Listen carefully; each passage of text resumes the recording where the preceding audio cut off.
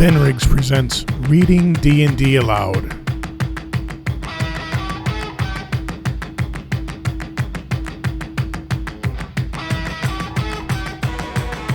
Episode 59. Legendary RPG designer breaks media silence. Ladies and gentlemen, aboleths and aberrations, bears and boyars, elves and eagles, vampires, voyagers who ventured beyond the gender binary, we are in the digital presence of greatness this evening. With me are two giants of the tabletop role-playing game field. If you've ever played a role-playing game, it is likely one of these two flaming torches of design brilliance lit you at least some of the way. First, we have D&D icon Steve Winter. It is possible that Steve has the longest D&D career of anyone in the history of the game, although I'd love to hear him argue with me about that after this introduction. He began working on D&D back at TSR in downtown Lake Geneva, and once even broke into the offices by climbing in a second-story window. He was a vital voice on second edition Advanced Dungeons & Dragons. He was one of the first people to work on 3rd edition D&D, even though that project then passed on to other hands, and he followed D&D from Wisconsin to Renton, Washington, where he continued to produce work for D&D through 5th edition. One of our subscribers, Steve, said he had to buy, I think it was the Book of Abominations. Let me look really quick. What's the book? Lords of Madness. He had to buy it 3 times because he kept wearing it out from frequent use. So Steve, thank you for coming on the show. We appreciate having you here. Well, I'm happy to be here.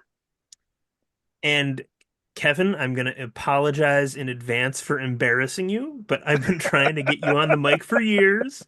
And you finally said yes because Steve asked to speak to you for this episode. You, Kevin, are my unicorn, and here you are in front of me. Well, me and sine nomine there. Which is Latin for no name?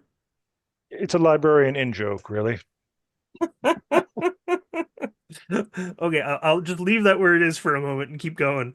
Kevin Crawford is a tabletop role-playing game design legend. My favorites from your work are Stars Without Number and Worlds Without Number, both of which have been tremendously successful and influential as paragons of sleek game design and peerless GM tools.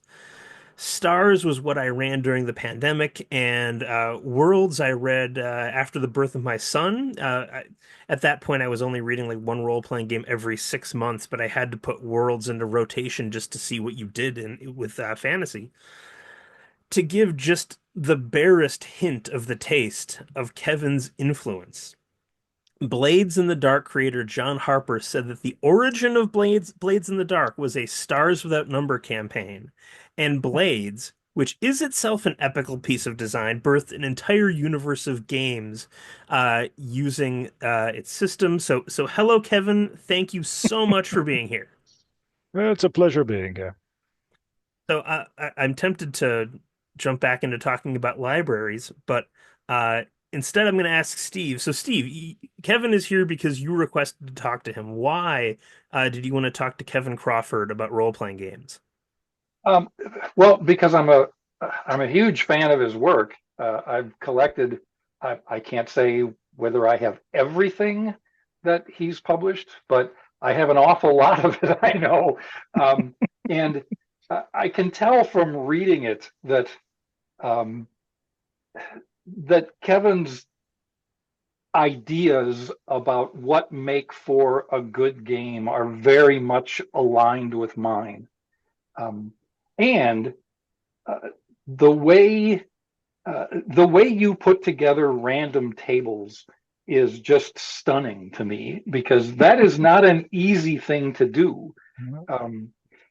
But as Ben mentioned, the GM tools in all of the products are stellar, right? I've never actually run any of your games, but I use them all the time as help in running other games, as tools for stirring up ideas and just adding flavor to almost anything. But yeah, the well of ideas in those products is astounding. And I mean, I think I can say with no particular arrogance, I have a pretty good idea how hard it is to do what you do, and it's extraordinarily well done. Yes, well, I was just going to ask you some questions about how you do the things you do too, because well, my readers have suggested that I might want to talk to some editors sometime.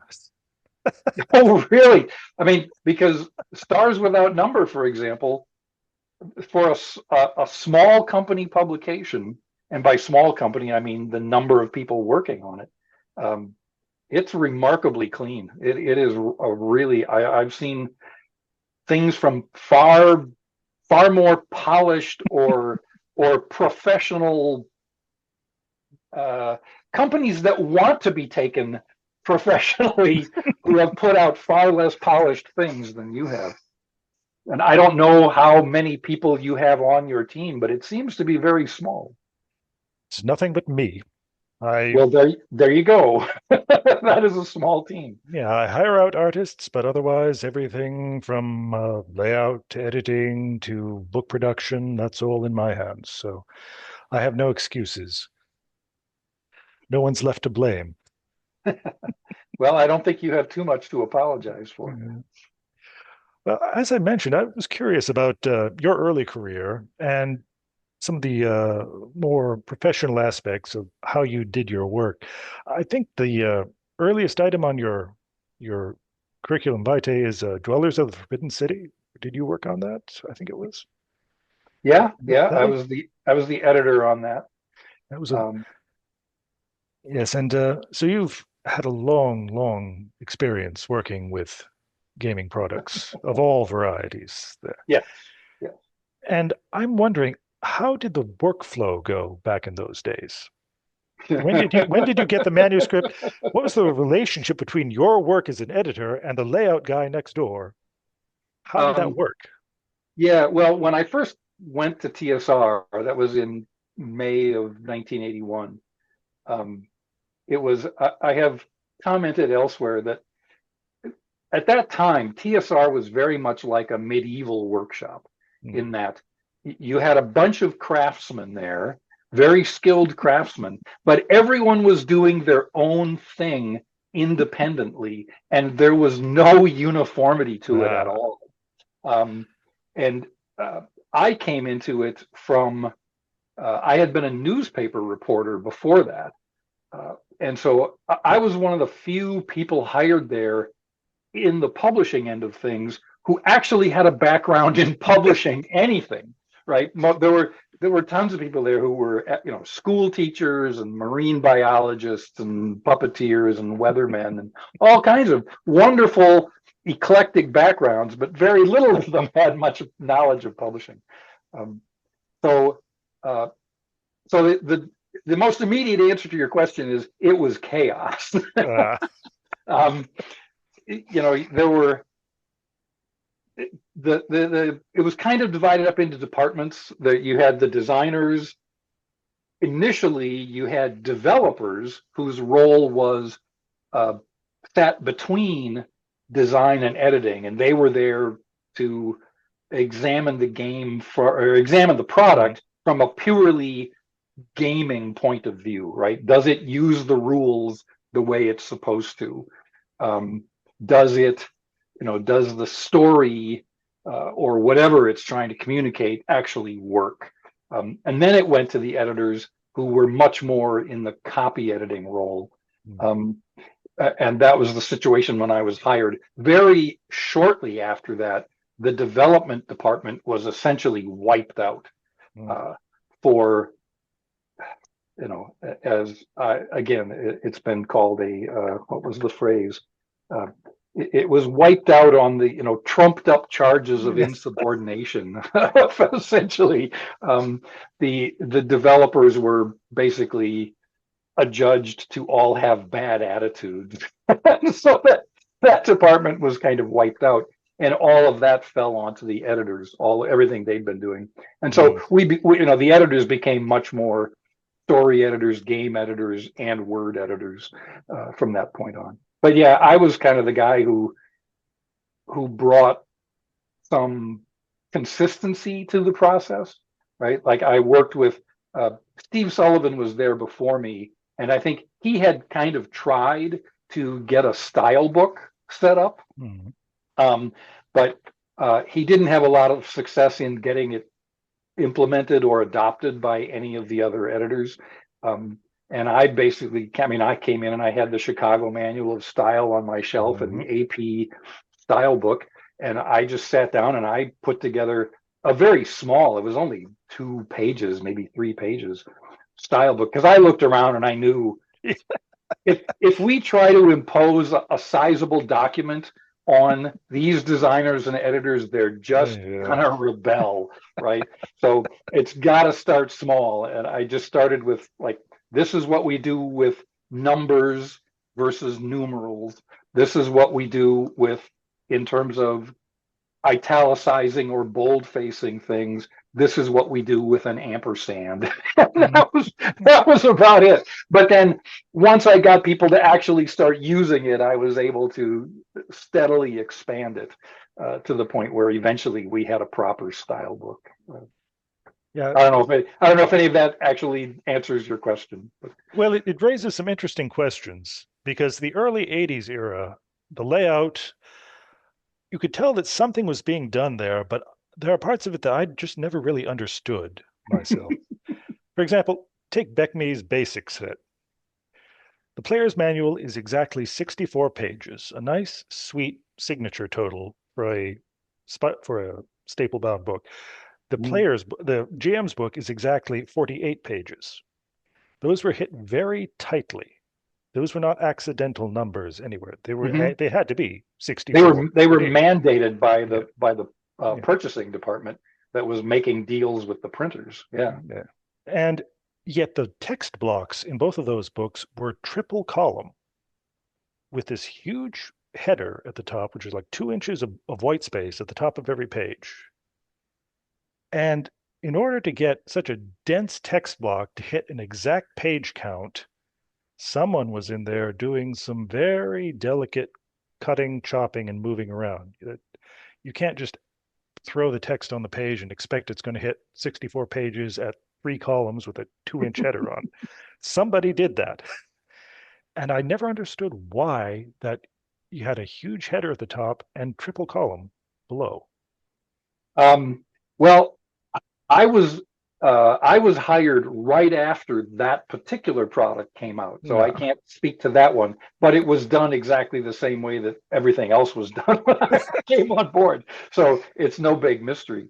But yeah, I mean, this was all in the days before there was any kind of tabletop publishing.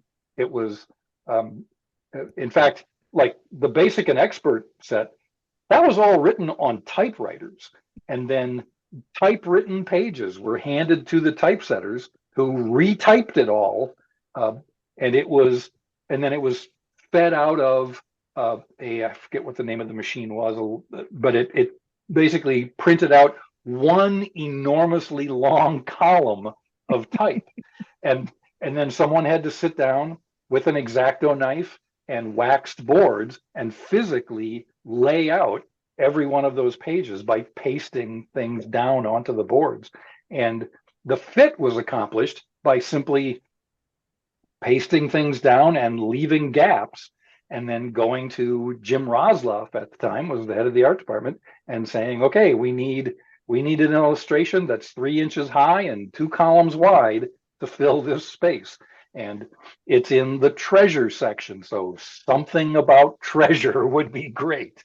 That is interesting, because clearly Rosloff did all his work after all of the text was set, because every single illustration in that book is exactly 1 or 2 or 3 columns wide. You can tell every single illustration was specifically hit for that exact slot. Yeah, no, that is literally what was done. The art was created to fill already existing slots in the layout. There may have been some exceptions where I don't think there are any full page illos in either of those books, but other than like the maps or things. But I mean, there may have been a few half pagers that were asked for ahead of time. But yeah, and I found out, well, and another thing to bear in mind is that other than Steve Sullivan, who had some training as an artist, none of the editors, we were editors. We were not layout people. So when we were doing these layouts, we were just kind of fumbling around in the dark too. Um, and I only found out, I'd been at TSR for, I don't know, 6 months or a year, when I was talking to Laura Rosloff, Jim's wife, who, I mean, they were both wonderful people. I loved working with Jim. He was a fantastic art director. But I was talking to Laura, who Laura worked in the typesetting department, and the layout. It was called post-production. Um, and she made a comment about how much Jim hated it when we would come down there asking for these 2-inch tall illustrations, that had to, 1 column wide by 2 inches or 2 columns wide by 2 inches. That just drove him insane, because they were hard to do. They ate up a lot of time, and they just didn't look good. His term for it was circus layout. And I was like, really? Why didn't Jim ever say anything to me? I'm a grown up. I can take it. I went down afterward and talked to Jim about it and got his perspective on it at that point. And we tried very hard after that not to do that anymore, to put those blocks of space into bigger blocks so that the illustrators could actually do something interesting with them, as opposed to, a sword lying on a table. Yeah. I noticed that things certainly got harder towards 1990 or so, when things started getting a little thin on the ground for the BECME line of products. For example, X10, Red Arrow, Black Shield, that big module with all those die-cut counters in there. Yeah. Obviously, it must have been a huge production cost, but inside that module, every single piece of interior art is stock art. And the cover was recycled from a Dragonlance production too. Yeah, I vaguely remember. I was not on the basic and expert line at that point, but I vaguely recall that product was kind of scraped together at the last minute. I don't remember if it was because something else fell through, or a freelance author had been hired to write that, who then crapped out on it, or what. But yeah, my recollection is that was a last minute panic, right? I mean, it's in the catalog. We've promised it to distributors. We have to deliver a physical product. But yeah, it had to be thrown together at the last minute in something of a panic. That was not anywhere near as rare an occurrence at TSR as one would hope. Kevin, can I turn your question around on you and ask about your process, since you are a one-man team? Again, where do you begin? How long does it take you? And I'm particularly interested in your research, because it just, again, must be time-consuming and endless almost. Well, most of my products begin with nothing more than a Google document where I start scrolling some basic ideas. After that, I do something that's very wrong, something that no one should ever be doing. I pull open InDesign, I get my document template, and I start writing in InDesign.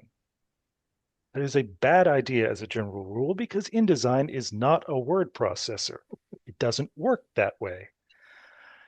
But by doing it in InDesign, I'm able to hit the exact spreads for my pages. So every topic is either on one page, on half a page, or on 2 pages.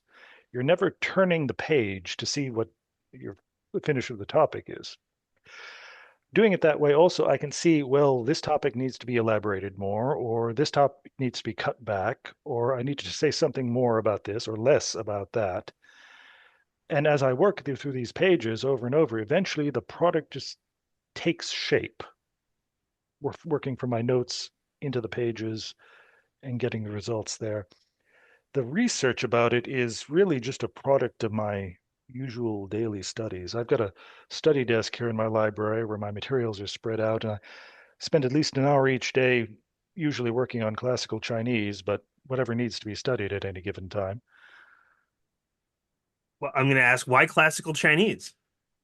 Well, I can loot 2,000 years worth of material that no one in the West has ever heard of.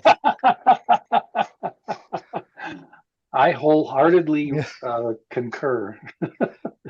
It's a wonderful advantage being able to rip off people who've been dead for 2,000 years and no one notices. But sadly, you can almost do that these days, it seems, with Western Yeah. mythology, because so few young people are reading, classical Yeah. mythology of any kind anymore. Or even just plain old history. Just Yeah, yeah. steal the Persian Greek wars, change some names around, throw it on a page. No one will see it. No one sees it. But also, it's just a personal pleasure being able to read these ancient books and get excellent personal advice as to things you shouldn't be doing. And do you read Chinese or are you reading translations? Well, mostly translations, because the issue with classical Chinese is that if you're reading material from before 500 or so, well, before 1700, 1800, even 1900, if you think about it, everyone who was dealing in literary Chinese had spent their entire life absorbing the classics and background text of the tradition. From 6 years old, they were spending like 15 years of their life, 24 hours a day, doing nothing but studying in order to attain positions of importance and rank. And because of that, everyone spoke in a particular idiom and intellectual background that is largely impenetrable to an outsider.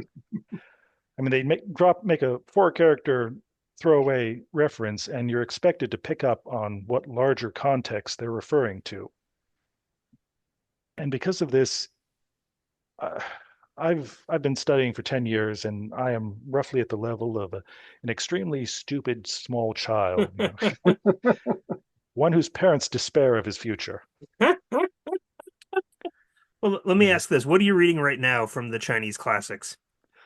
The Garden of Eloquence, which was a book written during the latter Han Dynasty, and it's a collection of uh, stories and anecdotes and moral tales gathered over the past few centuries by the author who was a important archivist at the time. It's a useful educational book because the archivist rewrote a lot of the older material in a slightly more lucid format, so it's easier for people to read.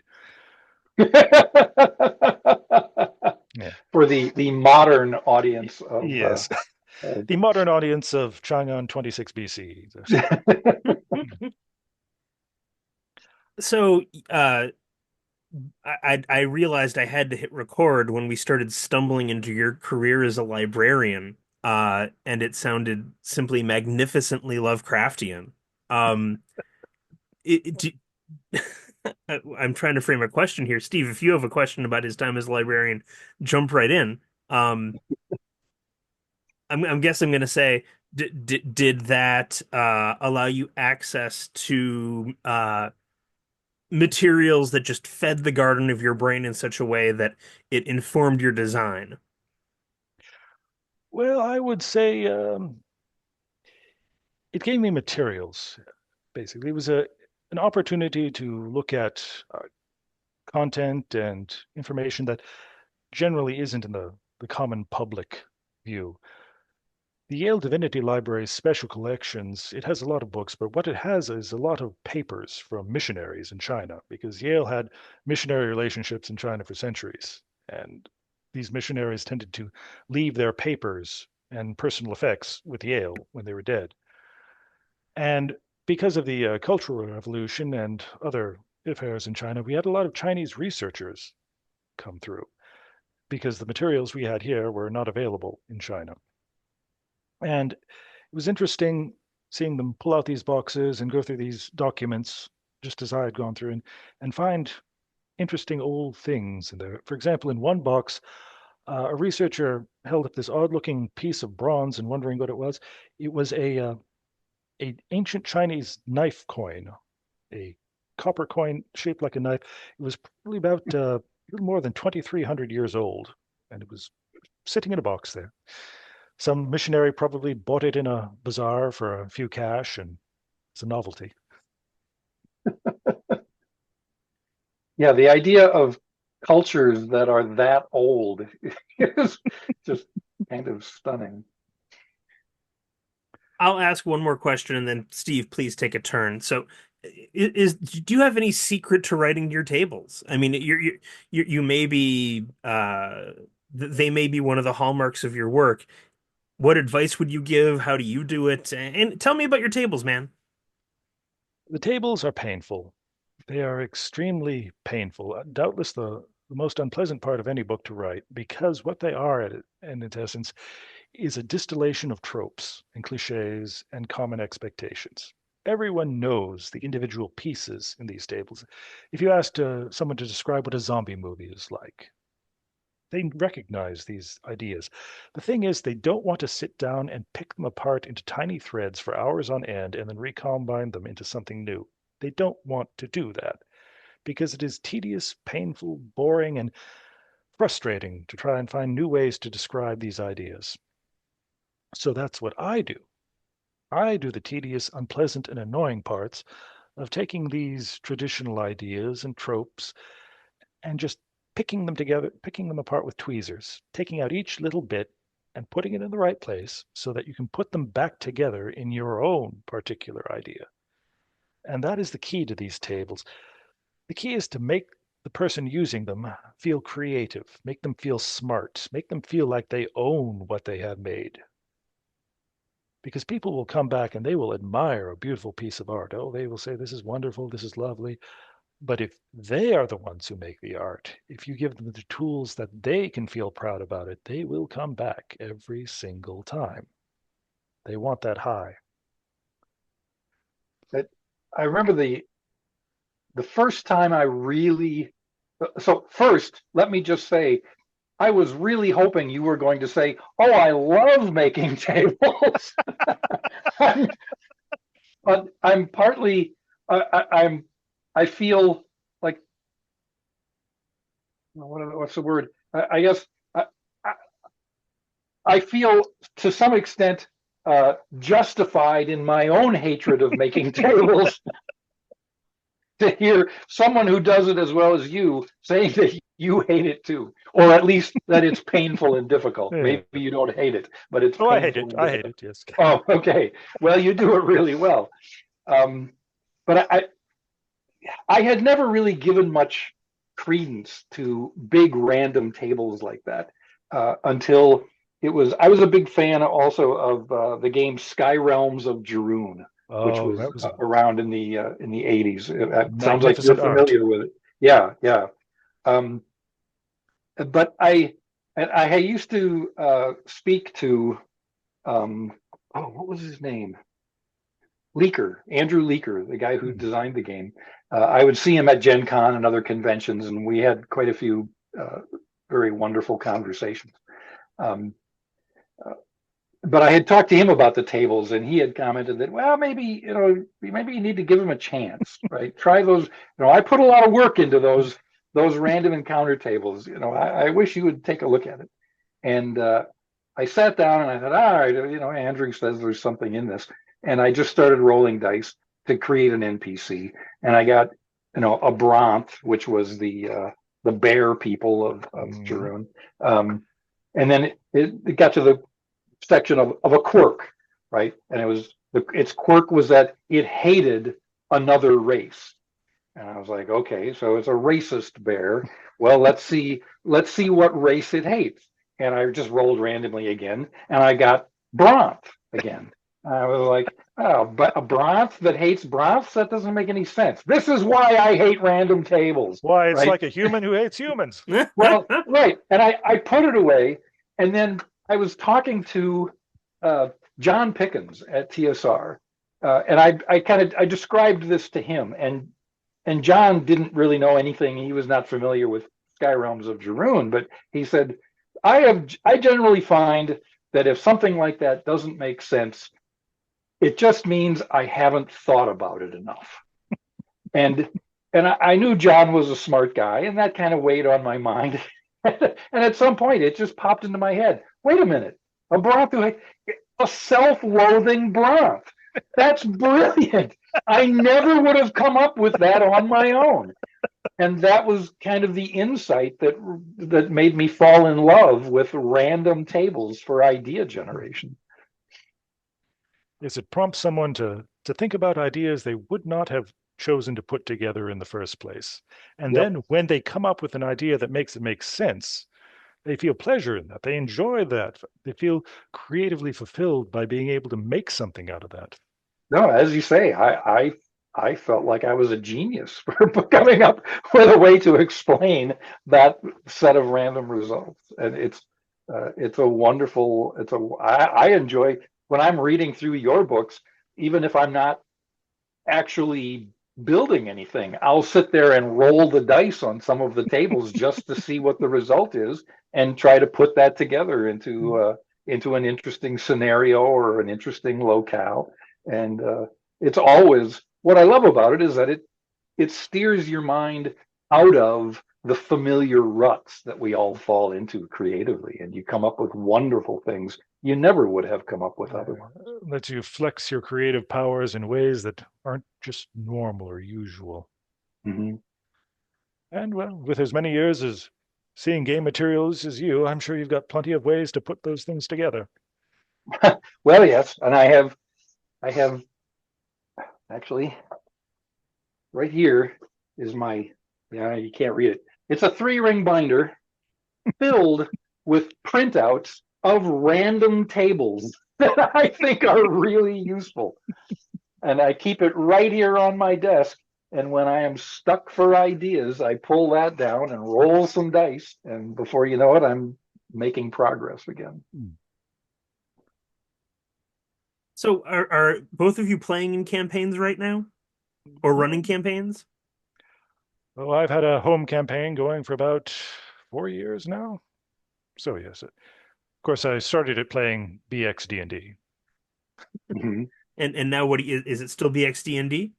Well, the group insisted on trying Worlds Without Number after a year or so, so I reluctantly started playing my own game. Oh, and I chuckled again today as I was reviewing some of the material. I forget which book it was in, where you referred to the engine that underlies, the BX engine that underlies most of your work as the AK-47 of Yes. RPG design. It just works, even if you don't know how to use it exactly so. It handles the abuse. Yeah. It's not flashy. It doesn't have any funny little tricks or anything. It just works. Yeah, I agree completely. And it comes into a point of game design that I think is sometimes not regarded too carefully by game designers. The issue is that people tend to make these wonderful systems that are very tightly integrated. Every part has a role, every part connects to every other part, and it works together to perform a particular act or give a particular genre or give a particular feel. And that's wonderful as it is. But the problem is that a lot of the users aren't going to use it that way, because it is an absolute given that the great majority of people will not read anything. They will barely read the rule book. They certainly won't read your ideas about how to use it. They will pick it up and they will use it the way they think they should. And a system that is very tightly integrated and very tightly wound, it doesn't handle that well. It starts to beg questions. I mean, why isn't this working this way? It was never meant to work that way, but no one notices. Whereas these older systems, these are like BX or AD&D or even modern D&D to some extent, they just aren't that tight. Pieces can fall off and no one's going to notice until a while has passed. Mm-hmm. Even if the big bugaboo that GMs are always warned against of being inconsistent. A game like BX can even handle quite a bit of inconsistency without unraveling. Yeah. Yeah, we're I'm in a currently I just wrapped up a very long D&D campaign a month or so ago, a couple of months ago, and that group has now started playing Blades in the Dark. But kind of pursuant to what Kevin said, it's a and Ben, you mentioned it earlier as well. It's a wonderful system. It's a really well put together, but uh, it's a it is a deceptively rules heavy game. There's a lot to digest in that game before you can really play it very well, especially if you're coming, like all of us are, from a very heavy D&D background. Getting used to it's an entirely different style of playing an RPG. Um, and we're certainly enjoying it. I think it's a really well done game. But yeah, there's an awful lot to it. And I had read the rules a year ago, and I think everyone else in the game, except for the guy running it, had just sort of skimmed it because most of us are professional. We're professional game designers, right? We don't need to study these things. We'll absorb it very quickly. So yeah, there's every week there's kind of been oh, is that how you do that? You want to tell us who's running it, Steve? Well, actually, my son is running. My son Alexander is running that one. That's Um, cool. Wow. Um,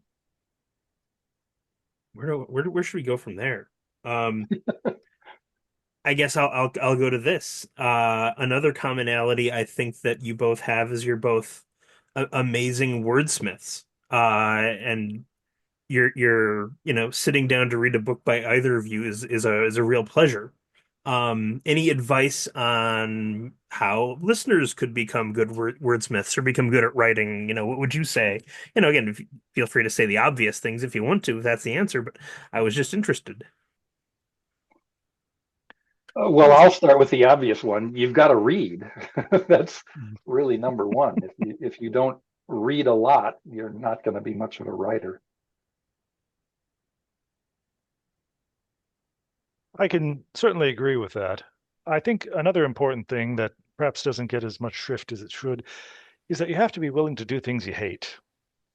You have to be able to write when you really don't want to write. If you're not able to sit down at your desk and spend 8 hours chewing over something that you don't want to work on, that is in fact objectively terrible, it's never going to get any better. Yeah, I mean, anybody who's been in publishing has had the experience of you know, here, I'll give you the idea. Now all you have to do is write it, right? And we'll split the profits. We'll split the Yeah, profits. yeah. Writing is very hard work, and it's exhausting, right? To all appearances, all you're doing is sitting in a chair all day, but by the end of that day, you can just be like a wrung out dish rag, and there's no energy left for anything. So, Steve, what version of D&D were you running in that long campaign? Fifth edition. Okay, Fifth edition. What Although I was trying to keep it as simple as possible. There were a lot of there were a lot of elements of fifth edition that I was not using unless my players, insisted asked? on it. Yeah. Yeah. Have you looked at Shadow Dark or no? Oh, I love Shadow Dark. Yeah. If I were to, in fact, once we wrap up Blades in the Dark, we're probably going to start playing Shadow Dark, and that's my go-to game these days for conventions. And honestly, I don't think I'll ever run a fifth edition game again now that Shadow Dark is available. So yeah, I think Shadow Dark's terrific. Well, I'll I would say to Kevin, prior to Shadow Dark coming out, my favorite D&D game was BX and has been since 1981. Even when I was the creative director of AD&D, I still preferred BX as a game to play. I think that just the simplicity and the elegance and the straightforwardness of that game are unsurpassed. And Shadow Dark is really the first thing that has come along that has shaken BX's position. Simplicity and elegance are awfully important in a gaming group. I've got one player in my home campaign. He's been playing for 3 years now. Great player. I mean, voice of reason in the party, engaged. but he can't remember what a skill check is rolled on. 3 years. Not too attentive to his hit bonus either, really. And that's perfectly normal. That is not unusual. That is not a bad player. That is a human being who has only so many hours in a weekend to have fun, and reading role-playing game books is not his idea of entertainment. Yeah, that was a thing that we had to constantly remind ourselves of certainly at TSR and at Wizards of the Coast, that we are not the typical consumer of our products. And the people who come online, the people who are on Facebook and on the forums and Discord, they are not the typical consumers of our products. The typical consumers, the typical role players, we never hear from. They buy our products and they use them or misuse them, and we never know what they're up to. So I will make an embarrassing confession, which is that after Kevin agreed to be on this episode, I have been talking about it nonstop with everyone I know. Um, and I mentioned it to D&D 5e co-lead Mike Merles. I'm like, I got Kevin Crawford. I got Kevin Crawford. And he's like, I have questions. And so I'm going to ask you a Mike Merles question now. Is that okay? So then I'm just going to read directly what he wrote. Quote, how much do trends in tabletop role-playing games or other games influence Kevin? I'm curious to hear how much he focuses on his own approach and how much time he spends looking at the broader art form. End quote. So, Kevin, what do you say?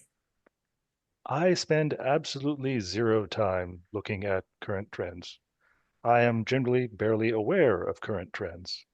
Current trends pass outside my window, gaze in briefly, and keep walking. It's not because current trends are bad. I mean, current trends are what people are playing. That's what they're enjoying.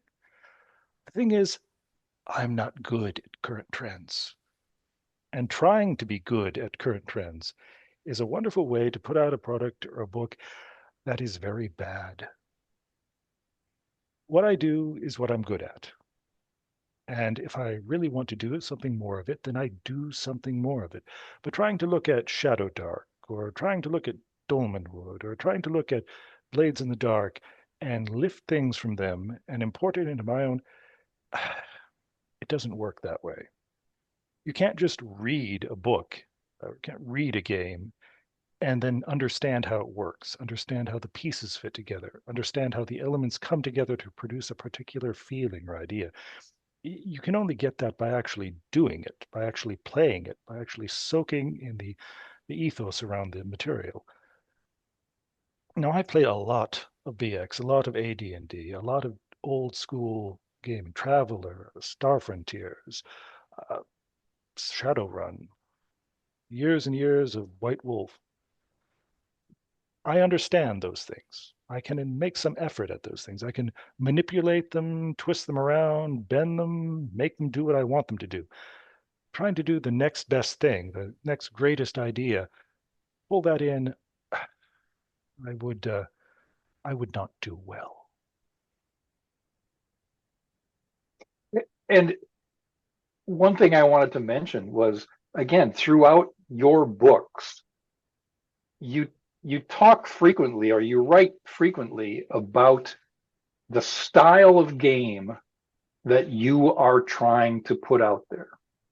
And it's, on the one hand, it's filled with great advice. It doesn't get preachy about it the way a lot of OSR style games do.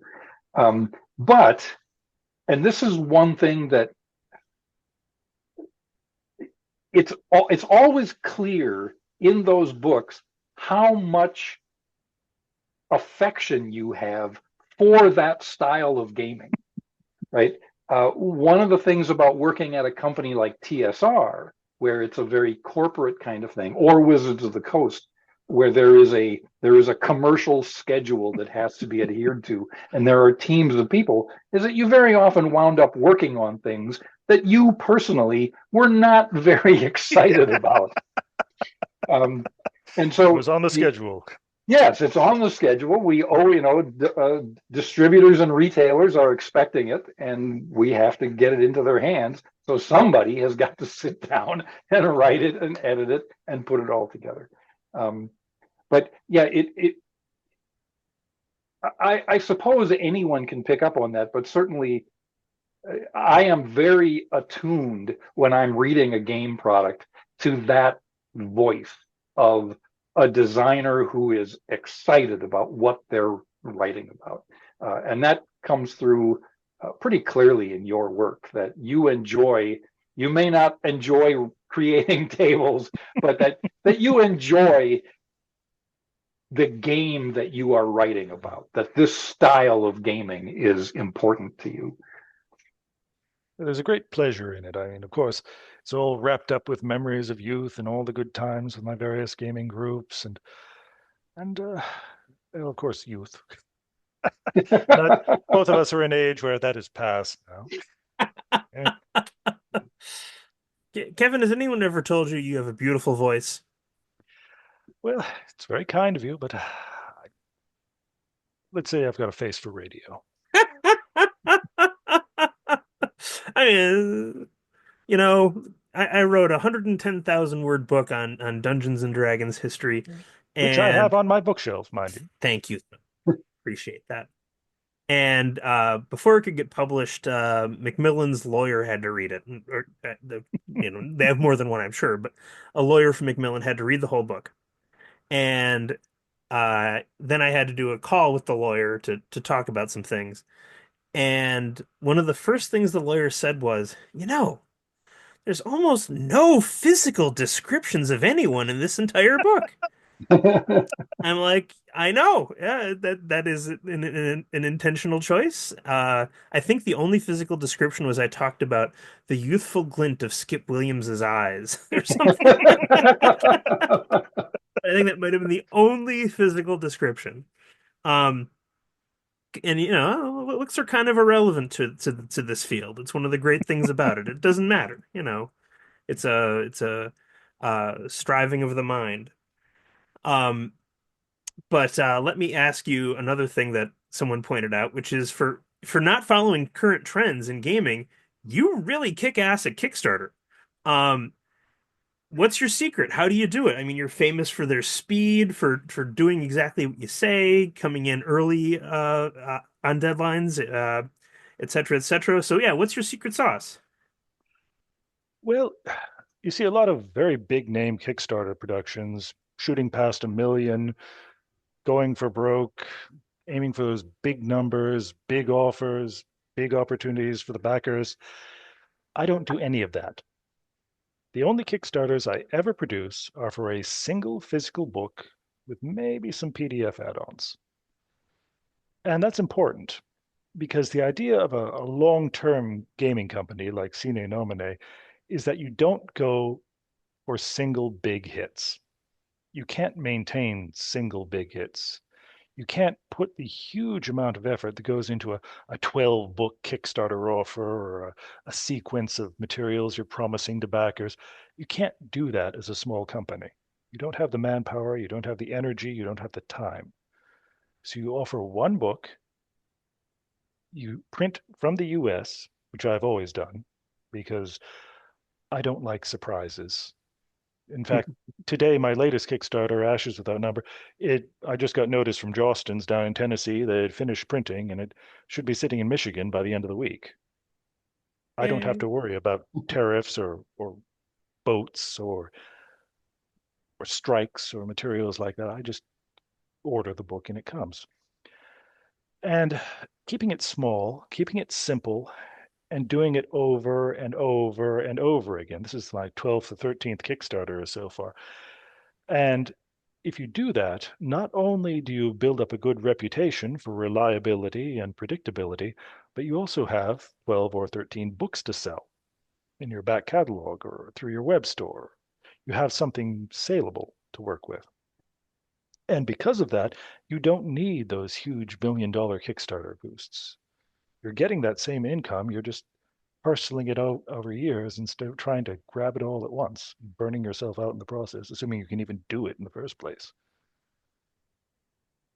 Yeah, I think a lot of people who come into trying to run a game company or make money off of role-playing products don't understand the importance of that back catalog, of having a long Yeah. tail of products behind them, so that when somebody finds one thing they like, they can go buy something else. Um, you know, Well, you might only sell a few thousand copies of each one, but if you have enough titles out there, you can actually make some money on it. Uh, and as a if making left-hand, money is your goal, then oh, I oh, it is for me at least. oh, I know it is. Yes. I know it is for you. There are so many, but I mean, you go to like drive through RPG, and it's clear that there are tons of people putting out things, and you know, it's hard to see how they can be making any money on it Mhm. at all. That angle puts me in mind of a question for you regarding second edition AD&D. Now that was a whole new edition there from Mhm. a huge seller that had been sitting there for 10 years. There obviously had to have been motivations and reasoning around TUI. For you, what do you think were the most important reasons that TSR put out second edition? Um, well, I mean, I know why we in the creative end wanted to do it and felt it needed to be done, Mhm. which was to just to clean up the system. We were at a point where we had the player's handbook, we had the DMG, we had new rules in Oriental Adventures, we had Mhm. new rules in Unearthed Arcana. It was getting to the point where the game was spread over so many volumes that it was really difficult for anyone new to it to get in, and it was hard enough for a new player to understand to begin with, but when it was spread over so many books, it was even worse. So that was one argument. Um, and the other argument was that I think at some point, I mean, the people in charge of the company, the people in the boardroom, they were very worried about what was going to happen to a warehouse full of first edition material, all Hmm. those adventures and things, if we came out with a second edition. So we had to assure them that it would be backward compatible with everything. That if you bought anything that was done for first edition, you could play it with second edition.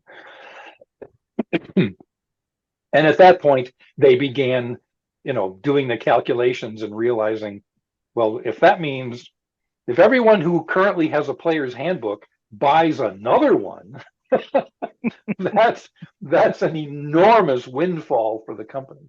And I think that was ultimately the line of reasoning that got us over the last hurdle to uh, to the executive board approving and giving it the go ahead. That's interesting to me because the economics involved there are almost exactly opposite to how it works nowadays with most small publishers. Most small publishers can't afford to put out a new edition because they don't have that warehouse full of first edition material to worry about in the first place. They never printed Mhm. it. And if they did, they know a new print run would never sell through in any remotely acceptable amount of time. So they've got this edition here, which is sitting on Drive Through RPG and POD. They've got their back catalog. They have nothing invested in that, nothing that's going to come out of that should they decide to not be backward compatible. But if they do that, they've nuked their entire back catalog with a second edition. It's as if they've killed the entire catalog, unless they make something that is so incrementally different that all the old material can still be used with it. And I mean, that was you did a second edition of Stars Without Yeah. Number. Well, I was very And careful to make it a revised edition, not second edition. This was just yes, that's true. revised. Yes. New and improved. Not Yes. even new, just improved. I'll Well, the tell you a funny story though, because we did, uh, and this story's been bandied around. Maybe you've heard it before, but we did a whole bunch of articles in Dragon magazine during the build up to second edition. And one of the notes that we hit over and over was that, it's going to be backward compatible. All we're doing is cleaning everything up and making the game more approachable. And we got a very angry letter from a reader, physical letter, right? Came in the mail. And he was just railing about how this is, I am dead set against this. You should not be moving away from AD&D. The game is fine as it is. And Mike Dobson, who was the head of the design department at the time, wrote a pretty lengthy, detailed letter back. And it was a little bit of an experiment on Mike's part. He was sort of, feeling out. He figured this guy is very cogent. He's very articulate, right? And let's see if we can win him over with our arguments here. And so he wrote him a letter, and essentially the thrust of the letter is, all we're really trying to do is make it so that you don't need this enormous body of arcane knowledge to play the game. Anyone new to it can pick up the rule book and learn to play. Very reasonable argument. Well, we get a letter back from the guy, and where he says, that is exactly what I am opposed to. I've invested years in learning the intricacies and the nooks and crannies of AD&D, and you're going to make all my knowledge useless. I won't be special anymore if you make the game approachable. That reminds me. Go ahead, Kevin. Well, that desire to collapse the confusion and try to edit and clean and parcel it out into a more comprehensible, narrower group so you don't need those old source books. That's interesting because that's not how second editions tended to work in the 90s. In the 90s, a game came out with a second edition, you would see the exact same supplements produced in second edition format. You saw a lot of it in White Wolf, Shadowrun loved to do it, and that their goals were very clearly not minimizing the number of books you needed. So I'm going to ask you, Kevin, an obnoxious question. I asked Kelsey Dion this at GaryCon. I was like, so how many copies of Shadowdark have you sold? I was expecting like 15,000. And she's like, well, 50,000 physical books. And that doesn't include PDF only sales. And I was like, holy cow. Those are Planescape numbers. Like, I think that's what the Planescape box set sold back at TSR. I'm like, that's incredible. And Shadowdark clearly still has gas in the tank. It's young in its life cycle. So I'm going to ask you the same obnoxious question. How many copies of Stars with that number do you think you sold? How many copies? Honestly, well, let me look. Okay, I'll let you. I can look this up. Go ahead. While you're doing it, I'll do a Patreon plug. So listeners, if you enjoy this content, we have a Patreon for a mere $3 a month. You get all sorts of cool things. We only have one tier level. We're going to never have another tier level. We're just going to make that one tier so awesome that you think it's worth $3. Coming up, we're going to do a book club about the Holocaust supplement for Wraith the Oblivion, Shoah.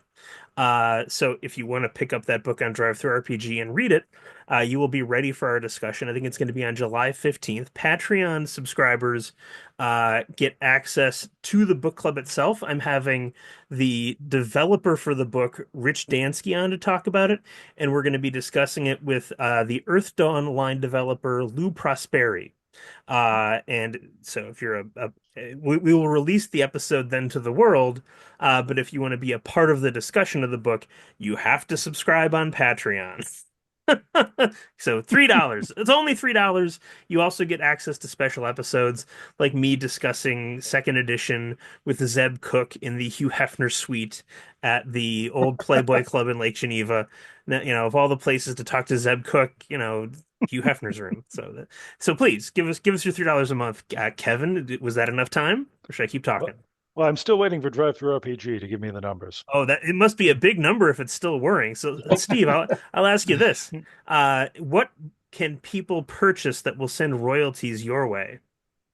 That's a very important question. Yeah, I'm not sure anything. about the only thing I have at this point that I was collecting royalties on was a small. I was one of the first people to write an adventure for uh, what's it? Is it Adventurers League? Whatever uh, the collection of material that Wizards has for 5e on drive through. Um, and I wrote a little.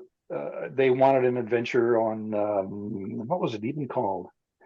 Yeah, it was a Forgotten Realms thing, but I'm not sure I'm even for a long time, for years, I was amazed. I would open up drive through and there would be more money in my account. That ridiculous little adventure just sold for years and years and years.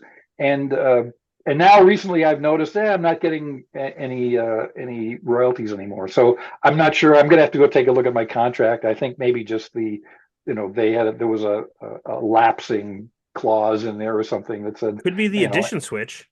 it could be, or maybe it was just after 10 years we don't have to pay you royalties anymore. so so there's really nothing out there that I'm getting royalties on at this point. Uh, Right, not that I ever did. TSR never, or Wizards never really paid royalties on anything except fiction anyway. all right, Kevin. Did drive through RPG cycle through? Well, apparently 15 years worth of sales is kind of slow on its end. See, I shouldn't have asked last. That's Yes. my mistake. Well, I know that from my offset books, I've sold, let's see, probably around 5,000 offset books. It's good. And only 2 of them are to me. So yeah, it's very important. But the general advantage of my sales is that I keep all of the money. I'm not splitting it with anyone. And because of that, this back catalog I have, every month, it churns out a very comfortable sum for me. I was able to build a house with it, so I'm perfectly happy with it. In Michigan or in Connecticut?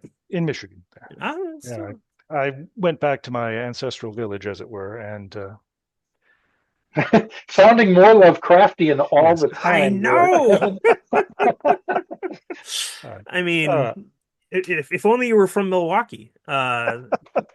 Like I think there's only one canonical Midwestern character in all of Lovecraft I can think of, at least. But so let me pitch your work. And do you want to pitch your work? What should people buy from you? What do you recommend?